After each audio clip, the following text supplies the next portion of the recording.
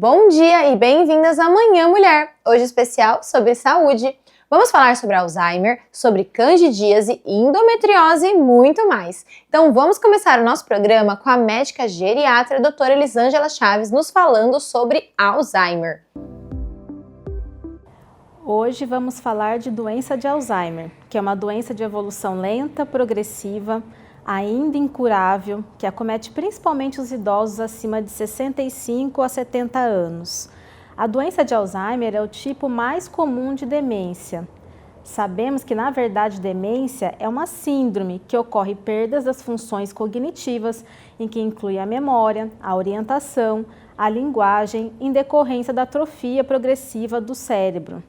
No entanto, nem toda demência se deve ao Alzheimer, pois temos os quadros que chamamos de pseudodemências, que são situações clínicas como a depressão, o hipotiroidismo, a deficiência de vitamina B12, causando alterações cognitivas. Essas alterações são reversíveis, mediante o diagnóstico e tratamento adequado. Também temos quadros demenciais decorrentes do AVC, como a demência vascular, demência por Parkinson, já na fase mais avançada da doença de Parkinson, e entre outros quadros demenciais em que ocorre morte cerebral em áreas diferentes, como por exemplo a demência frontotemporal. E quais são os principais fatores de risco da doença de Alzheimer? A idade é o principal fator de risco para o desenvolvimento da demência. Após os 65 anos, o risco de desenvolver a demência dobra a cada 5 anos. Na grande maioria dos casos, a doença não é hereditária. O fato de você ter um familiar com demência aumenta o seu risco para ter a doença. No entanto, isso não quer dizer que de fato você vai ter o quadro demencial.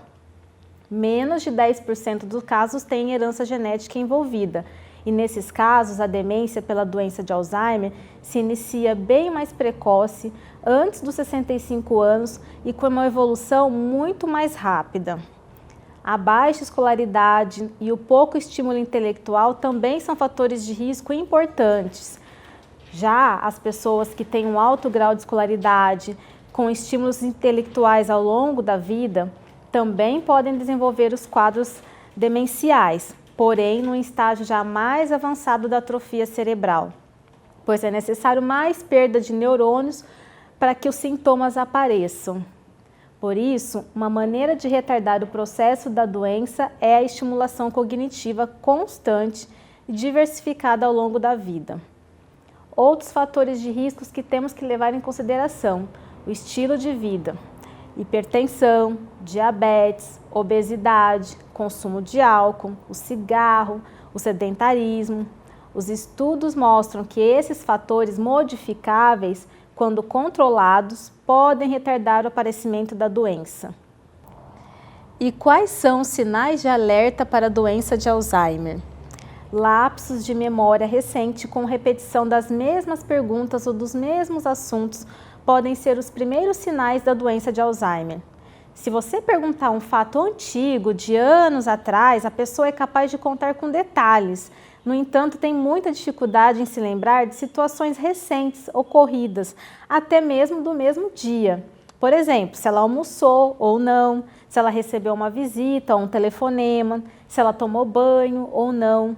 E com o progredir da doença, esses esquecimentos vão se acentuando e começam a interferir no dia a dia.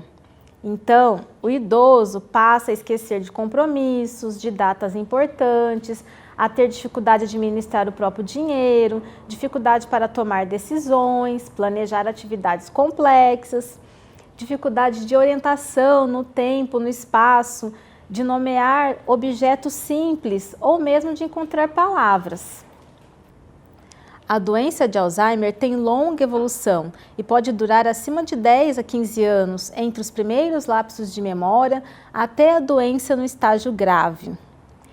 Na fase inicial, a pessoa pode parecer normal num contato mais superficial.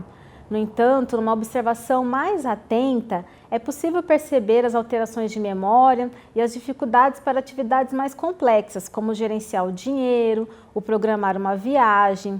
e com o passar do tempo, da doença, as atividades mais simples, como preparar uma refeição, vão se tornando cada vez mais difíceis. Mas as atividades básicas da vida diária estão mantidas, como comer sozinho, tomar um banho ou vestir-se. Na fase moderada, o idoso passa a ter mais dificuldades no dia a dia, inclusive para algumas atividades básicas, como escolher a roupa, vestir ou mesmo o banho.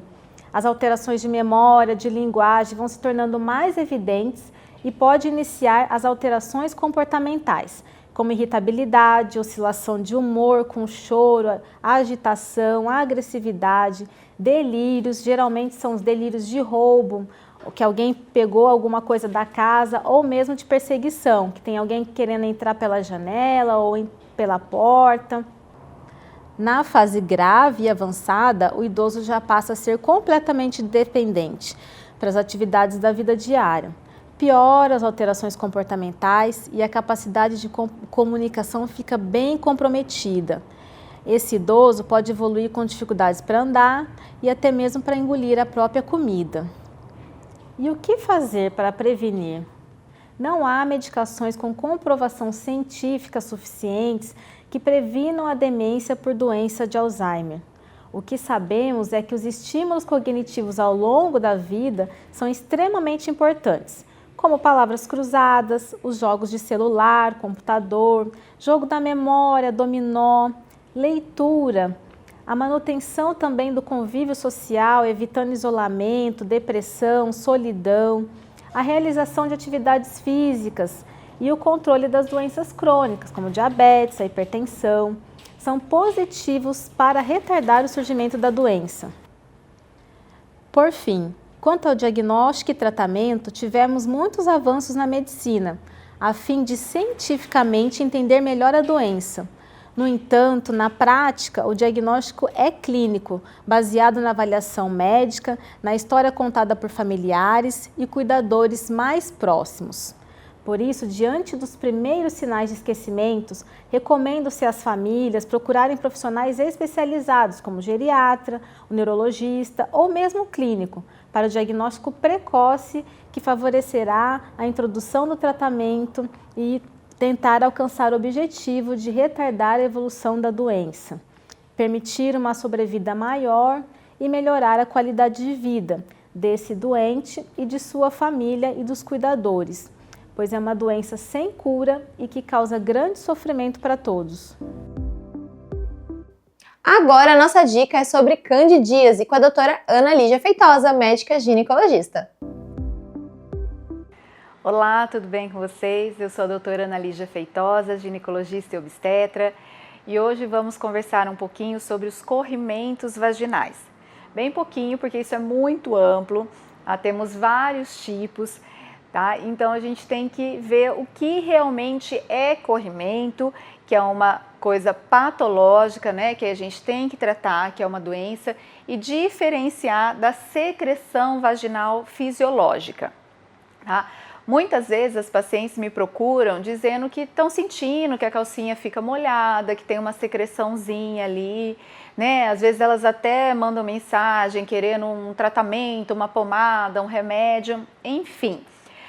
Todas essas queixas a gente tem que avaliar, tem que ser feita uma investigação completa, porque, como eu disse, são muitos tipos de secreções vaginais que a gente tem, tá? Então eu preciso ver em qual fase do ciclo que você está apresentando para saber se é uma secreção, por exemplo, que está indicando que você está no seu período fértil, para saber se é um período de ovulação, tá? E tem as patológicas, que são as que causam as doenças, e aí essas precisam ser tratadas, tá? A mais comum, que as pacientes mais conhecem, é a candidíase, tá? Então, eu vou falar um pouquinho da candidíase aqui hoje, que é aquela secreção mais branquinha, tá? Que ela lembra um pouquinho assim um leite coalhado, o aspecto dela, e que dá muita coceira. Então a queixa principal da paciente é que está com coceira, está com ardor e está com essa secreção, tá? Algumas têm outras queixas mais específicas, tá? E outras são essas mais abrangentes, tá? A maioria das vezes esses sintomas sim estão ligados à candidíase, Mas a gente não pode simplesmente tratar como sendo a candidíase sem antes avaliar. Tá? Então é preciso que seja feito o exame ginecológico para a gente identificar se é isso mesmo ou se tem alguma outra doença, que às vezes até é uma doença mais rara, mas que pode cursar, né? Pode vir com os mesmos sintomas. Tá?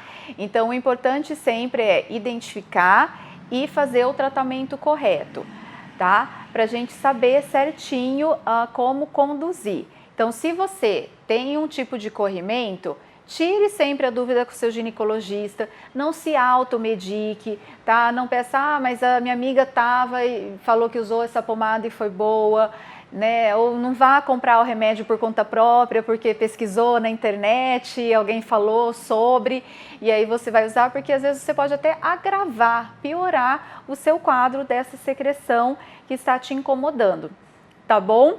Então, ao longo aí dos programas nós vamos falar sobre outros tipos de corrimento, de secreções, mas fico à disposição sempre de vocês nas minhas redes sociais também para tirarmos as dúvidas. Ainda falando sobre saúde da mulher, vamos com o Dr. Ricardo Ferraz nos falando sobre endometriose. Olá, sou o Dr. Ricardo Ferraz e hoje vamos conversar sobre a endometriose.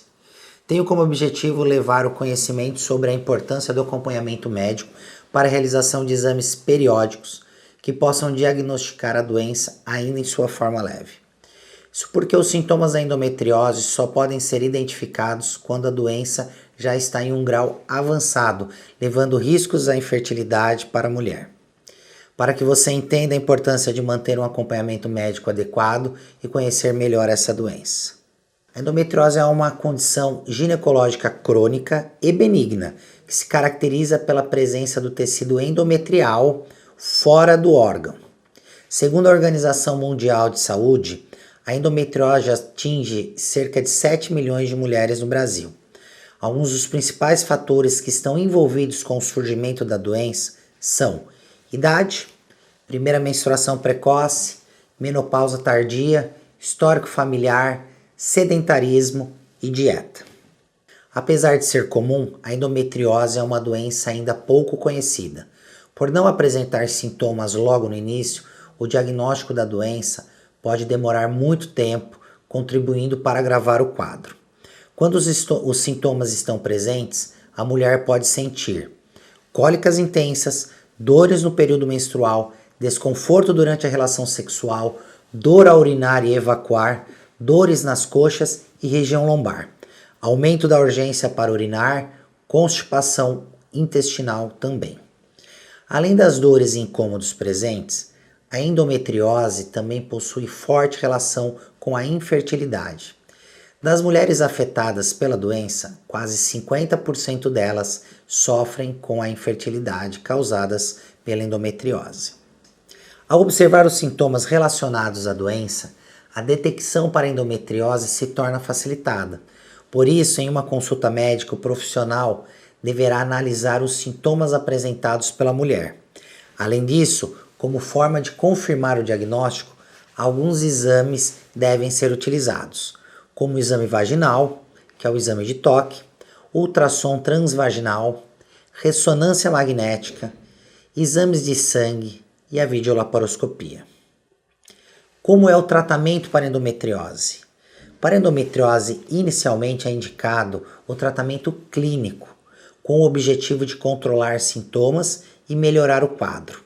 São opções para o médico responsável pelo acompanhamento da mulher com endometriose, medicamentos como anticoncepcionais orais, injeções intramusculares ou mesmo o DIU ou implante hormonal. Outros tratamentos que podem também ser utilizados como forma de oferecer conforto e alívio dos sintomas são a fisioterapia, a acupuntura e o uso de analgésicos. Para casos em que o tratamento clínico não apresente resultado, o médico poderá reavaliar a conduta e recomendar a cirurgia. Essa intervenção é indicada para a realização de remoção completa dos focos de endometriose, restaurando a anatomia e preservando a função reprodutiva da mulher. Contudo, é importante entender que a doença não tem cura. Por esse motivo, é fundamental que a mulher realize acompanhamento periódico com exames de rotina. Dessa forma, é possível realizar um diagnóstico precoce que contribua para o tratamento adequado da doença e evite consequências como a infertilidade. Não deixe para visitar seu ginecologista somente quando tiver alguma alteração.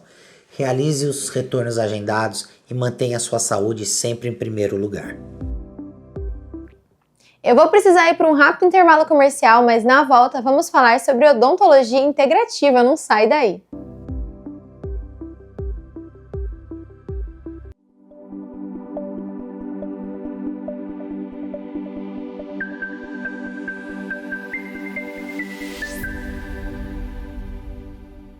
Agende sua visita hoje e dê o primeiro passo para uma vida equilibrada, saudável e elevada.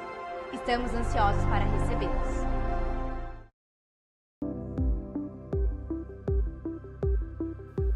Voltei e, como prometido, vamos falar sobre odontologia integrativa com o Dr. Marcel Ângelo. Olá, é muito bom te ver novamente aqui para a gente poder falar um pouquinho mais sobre odontologia integrativa.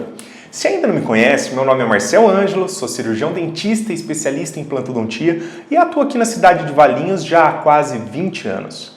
Você pode estar se perguntando, o que seria odontologia com essa visão integrativa? E eu vou te explicar tudo agora. Quando a maioria das pessoas pensam em odontologia, elas já se imaginam na cadeira odontológica realizando tratamentos como restaurações em resina, aparelhos ortodônticos, implantes, clareamento dental, limpeza. E tá tudo certo, são todos procedimentos realizados no consultório odontológico. Mas eles são apenas parte do tratamento, da resolução real do seu problema. Existe um detalhe que precisa ser observado e levado em consideração na decisão, na escolha do melhor tratamento, que é a individualidade de cada paciente. Nem todo procedimento ou material utilizado é bom para todas as pessoas.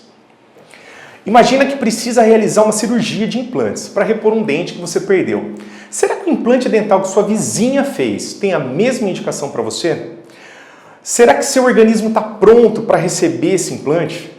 Como estão seus níveis de hormônios, vitaminas, minerais, que são importantíssimos para a cicatrização e regeneração da região após a cirurgia? Você tem doenças crônicas? Toma medicamentos de uso contínuo? Como pode perceber, cada pessoa tem uma história de vida e um organismo diferente. O olhar integrativo é aquele que relaciona a sua boca com o seu corpo, já que ambos fazem parte de um todo, que é você, que tem características distintas e um estilo de vida próprio. Agora me fala, sabia dessa forma de atendimento odontológico? Já foi atendida por algum profissional de saúde integrativa? Se não, não deixe de buscar mais informações sobre esse modelo de atendimento.